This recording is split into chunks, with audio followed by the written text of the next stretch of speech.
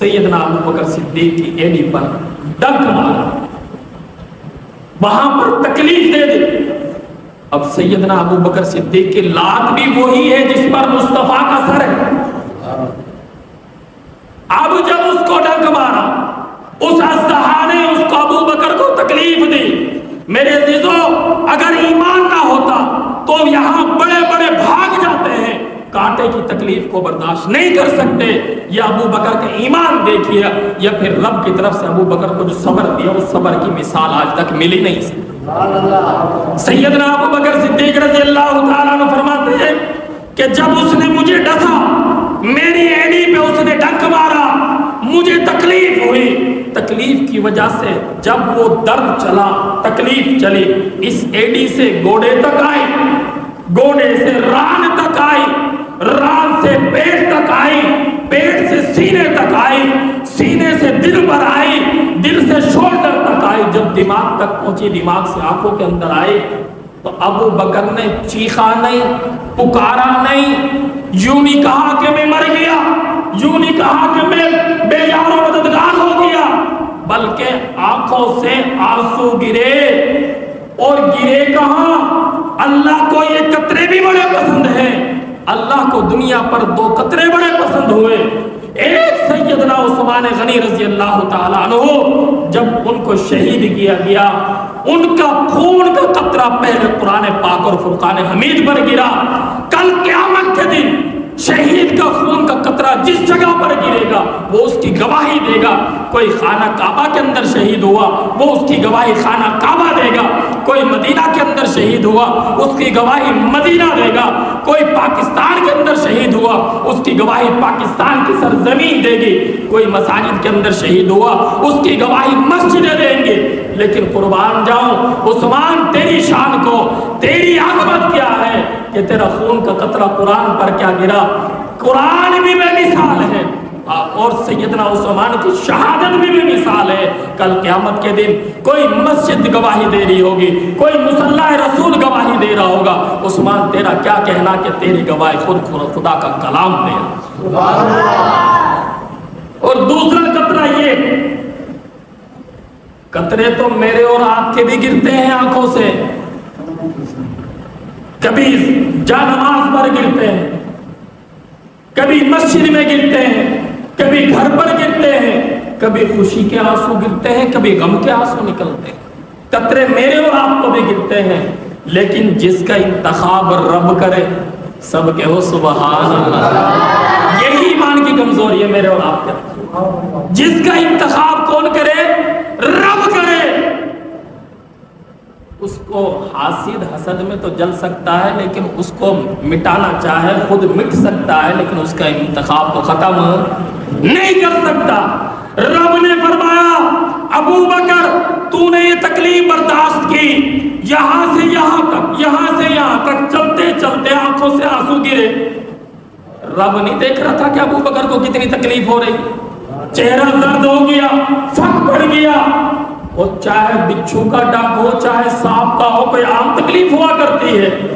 بندے کو سانپ ڈس لے، بندہ اگر اس کا اللہ کی طرف سے زندگی نہ ہو تو 5 منٹ کے اندر بندہ ختم ہو جاتا ہے، یہ زہر ہوتا ہے۔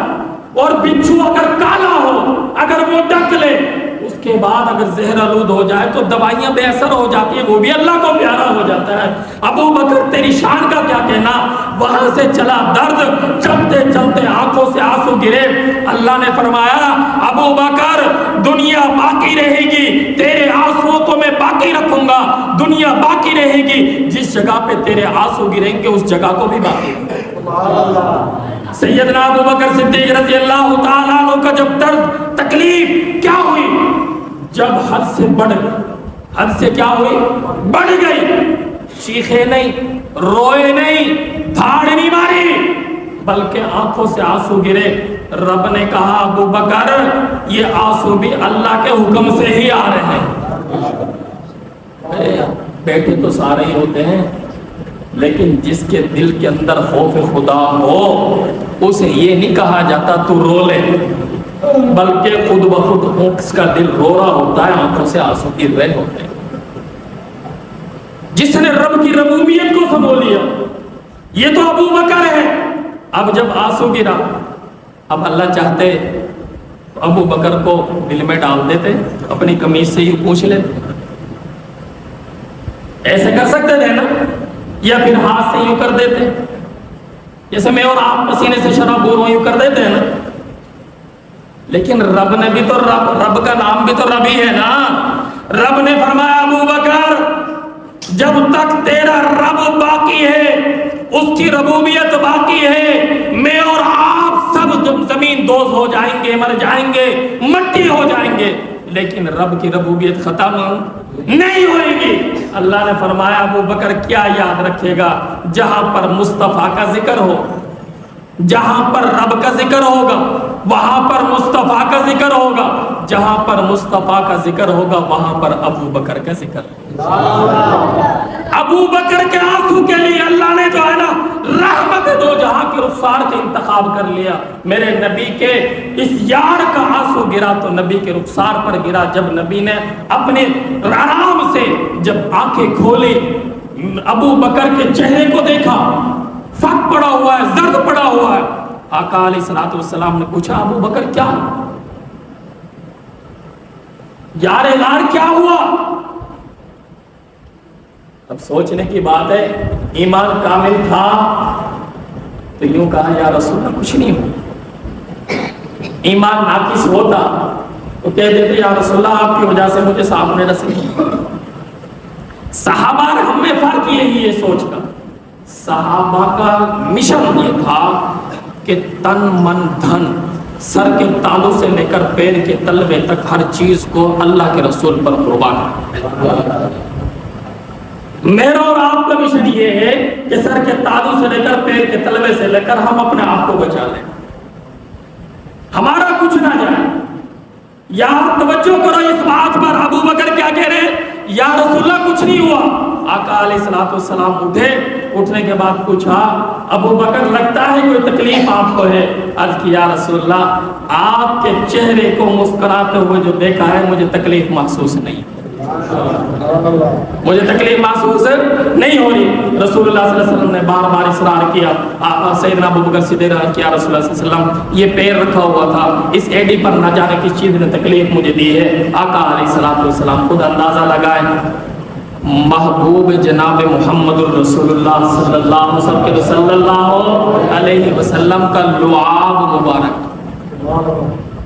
لعاب مبارک، یہ وہ لعاب ہے جب امام حسین پیدا ہوئے. رسول اللہ صلی اللہ علیہ وسلم نے جب پہلی گھٹی دی، پہلا قطرہ امام حسین کے پیٹ کے اندر گیا، وہ رسول اللہ صلی اللہ علیہ وسلم کا لعاب مبارک. یا پھر یہ لعاب کہاں لگ رہا ہے؟ ابو بکر تیری شان کیا ہے؟ آج ابو بکر کی ایڈی پر میرے نبی کا لعاب لگ رہا ہے. تو جب لعاب مبارک لگا اس کے بعد تکلیف ختم ہو گئی. اب اس کے بعد آگے چلے، 3 دن کے بعد آگے چلے. اب آگے والا رستہ ذرا جو مشہور رستہ تھا اس سے ہٹ کر چلنا تھا. اب مشورہ ہوا، مشورے کے بعد ابو بکر عرض کرنے لگے یا رسول اللہ میں تو مشہور معروف رستے سے جاتا ہوں، مکہ والے بھی اسی رستے سے جاتے ہیں. آقا علیہ السلام نے فرمایا ہم نے غیر معروف رستے سے کیا، کیوں دشمن اسلام پیچھے ہیں.